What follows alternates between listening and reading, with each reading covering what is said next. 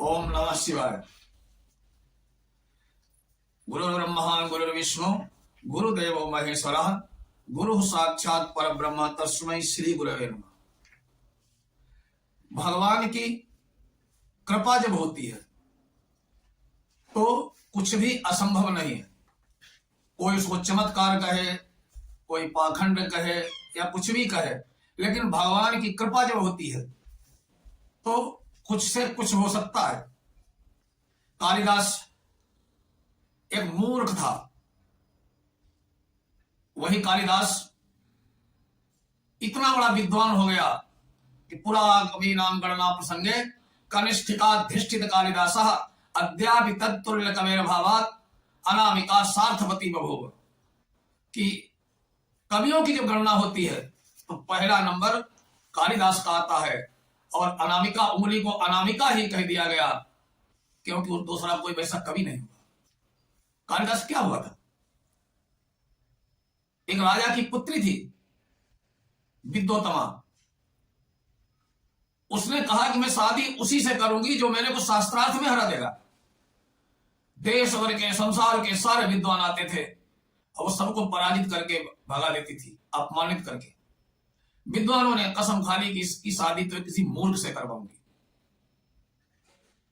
महाराज ब्राह्मण विद्वान जा रहे थे, रास्ते में देखते हैं एक मूर्ख पेड़ पर चढ़ा हुआ उसी डाली को काट रहा था जिस पर बैठा है। उसे ये भी चिंता नहीं थी कि मैं अगर गिरा तो मैं सबसे पहले मरूंगा। विद्वानों ने सोचा इससे बड़ा मूर्ख और संसार में कौन मिलेगा। वहां खड़े हो गए, उतरो। उतर आए। शादी करोगे? अरे शादी मेरी कहां होगी, क्यों बेवकूफ बना रहे हो? बोले शादी कराऊंगा लेकिन चुप रहना। कालिदास का सर गंजा करा दिया, स्वच्छ वस्त्र पहनाए और विद्योत्तमा के दरबार में लेकर के पहुंच गए।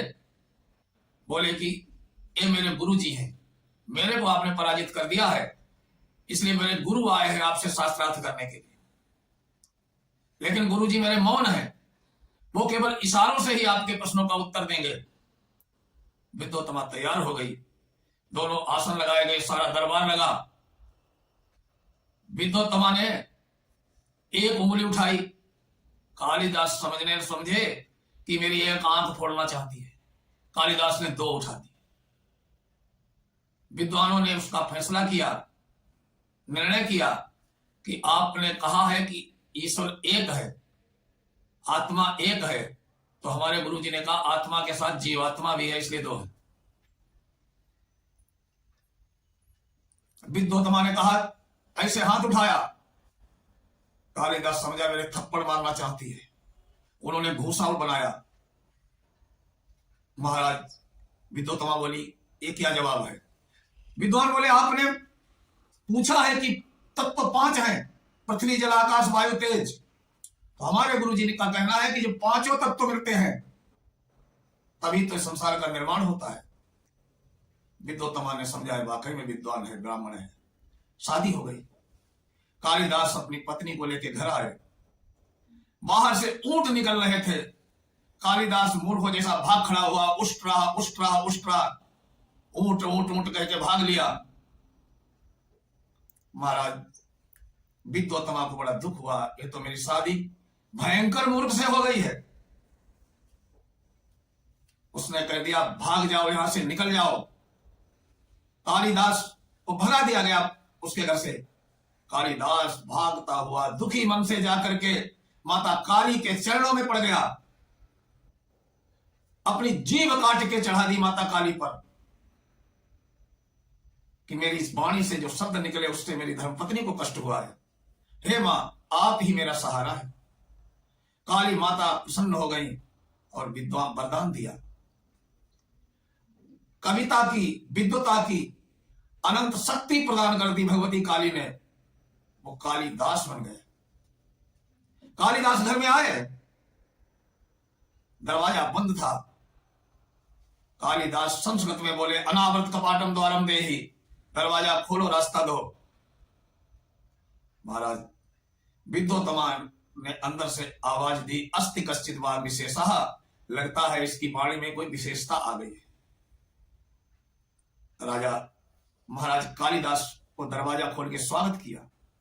क्योंकि शास्त्रों में भी कहा गया कि जा पर कृपा और राम की होई, ता पर कृपा कर ही सब कोई। और कालिदास पर तो भगवती जगजननी की अनंत कृपा हो गई थी। महाराज कालिदास ने अपनी पत्नी के द्वारा बताए हुए बोले हुए 3 शब्दों से 3 महान ग्रंथों की रचना कर दी। अस्ति शब्द पहले बोला था कि अस्ति उत्तरस्याम दिशि देवतात्मा हिमालयो नाम नगाधिराजा। कुमार संभव नाटक संस्कृत का महान ग्रंथ लिख दिया।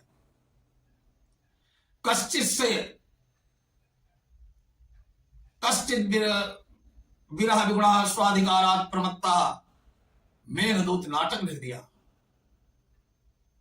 वागर्था संप्रक्त वागर्थ प्रतिपत्तये जगतः पितरौ वंदे पार्वती परमेश्वरौ।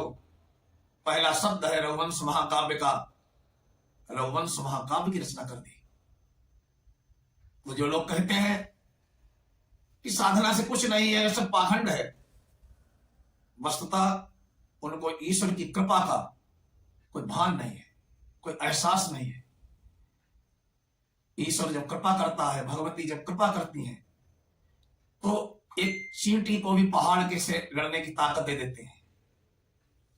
कालिदास ने भगवती की कृपा कर भगवती की आराधना जब की, तो मूर्ख कालिदास से एक महान कालिदास बन गया। वही कालिदास राजा भोज के दरबारी बने, नवरत्नों में थे। महाराज कालिदास का बहुत सम्मान करते थे राजा भोज। एक समय की बात है, राजा भोज अपनी पत्नी की फोटो चित्र लेके सामने बैठे थे और पूछने लगे, देखो ये चित्र सही बना है? कालिदास तो कहा गया जहां न जाए रवि वहां जाए कवि। कालिदास जी बोले फोटो तो सही है, सुंदर है, अद्भुत है, लेकिन एक कमी है। और कलम पकड़ रखी थे कालिदास ने, वो स्याही की बूंद फोटो की जांघ पर गिर गई। महाराज भोज बोले क्या कर दिया? बोले यही कमी रह गई थी, यहां पर तिल है महारानी के। राजा भोज को बड़ा क्रोध आ गया, शंका हो गई कि कहीं ऐसा तो नहीं मेरी महारानी से इनका कोई संबंध है। राज्य से निकाल दिया। लेकिन वफादार हो तो कालिदास जैसा। कालिदास जंगल में घूमने लगे, लेकिन राज्य के प्रति निष्ठा, प्रेम, विश्वास नहीं छोड़ा। राजा भोज के दरबार से जब कालिदास जी चले गए तो महाराज सुनसान जैसा हो गया। राजा भोज परेशान हो गए। एक दिन राजा भोज खुद निकल पड़े, ढूंढते ढूंढते जंगल में पहुंच गए, भेष बदल लिया कालिदास को परखने के लिए। राजा भोज कालिदास जहां जंगल में रहते थे वहां पहुंचे। कालिदास ने कहा आप कौन है? बोला मैं राजा भोज के धारा नगरी से आया हूं।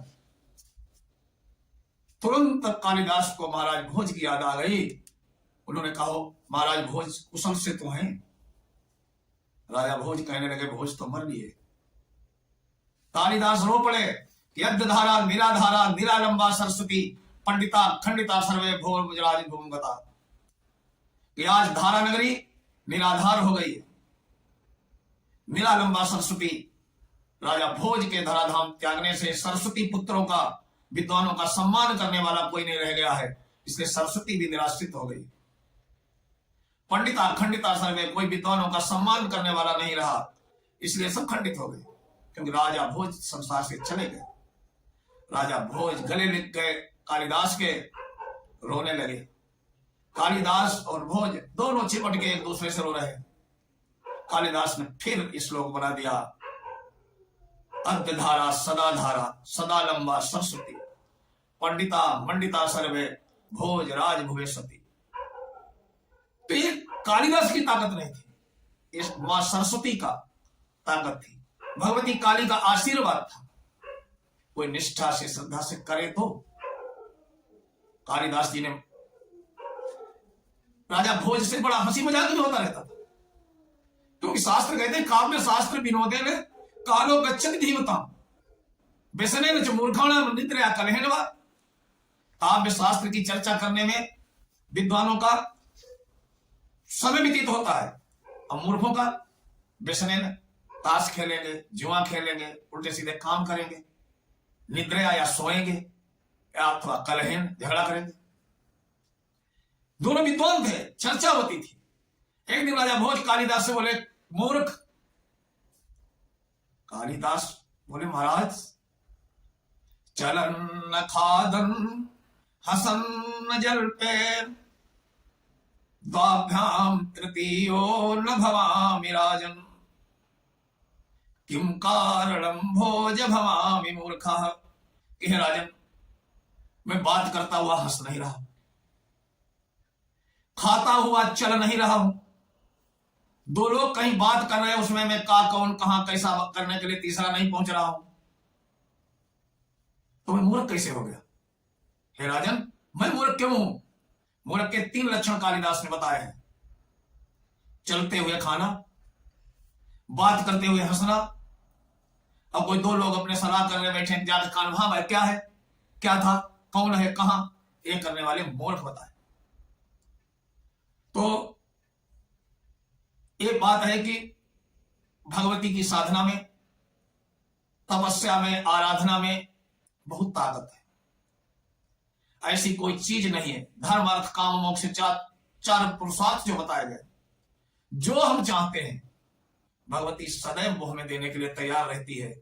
बस श्रद्धा से, निष्ठा से कभी मैं वो काम करूं तो, उनकी शरण में जाऊं तो, वो तो हमारी तरफ हर समय अपने गोद में बिठाने के लिए परमात्मा जगजननी ईश्वर हमको हर समय तैयार रहता है। बस हम तो उधर अपना एक कदम बढ़ाए। अगर जिस दिन हम अपना एक कदम उधर बढ़ा देंगे, निश्चित ही हमारा कल्याण होगा। ओम नमः चंडिकाय, ओम नमः शिवाय।